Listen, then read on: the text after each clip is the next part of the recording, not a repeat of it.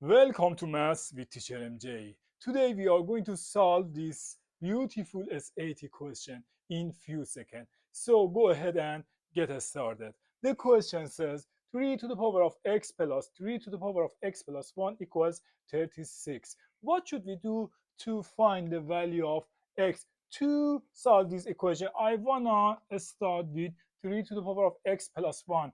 It is equal 3 to the power of 1 times 3 to the power of x. Right, so it's gonna be 3 to the power of x plus 3 times 3 to the power of x equals 36. Now let me know what is the common factor between these two terms.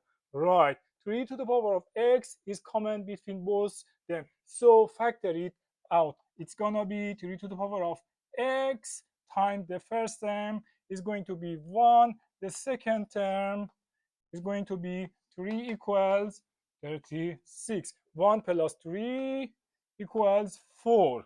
4 times 3 to the power of x equals 36. Both sides divide by 4. 4 cancel off.